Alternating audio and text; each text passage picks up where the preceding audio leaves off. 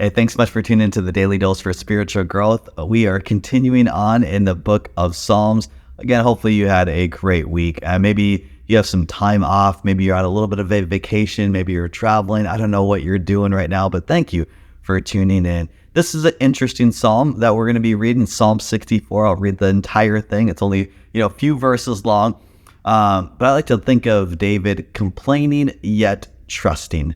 It's an interesting aspect. But what I love about David and what I love about this psalm is that the complete honesty of David and the rawness. And again, last week I talked about how sometimes our prayers can seem like flowery, and sometimes we feel like we have to button up ourselves and button up our language to God. It's like, no, we don't.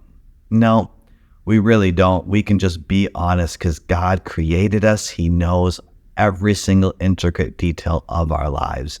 And so would you choose just to go to him just the way you are? All right. So listen to David here. Psalm 64.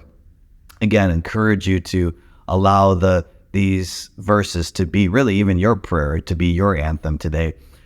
Oh God, listen to my complaint. I love the start of that, right? Because sometimes we have people in our lives that they like to complain to us. And that's usually you don't like to be on the receiving end. I understand how some people need to vent and things like that, but sometimes you feel like some of your friends or people in your life, they are constantly venting, constantly complaining, and it can be just a negative vibe. You don't want to be around those types of people.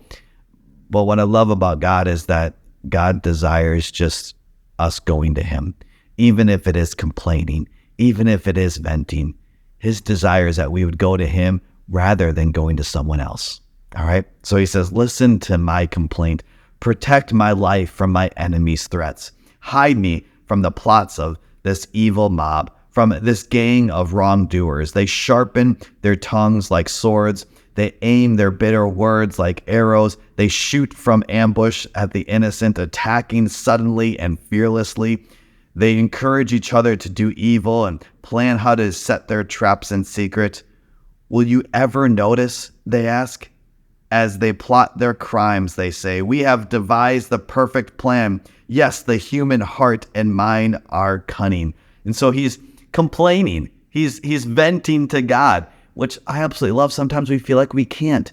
Yes, we can. And it's even in the Bible. It gives us an example. So if we need to vent, let's choose to vent to God. And he says this, because God is a God, and we've talked about this numerous times. God is a just God, and he can do things that we can't do. Verse 7, this is where the trust comes in. He says, but God himself will shoot them with his arrows, suddenly striking them down.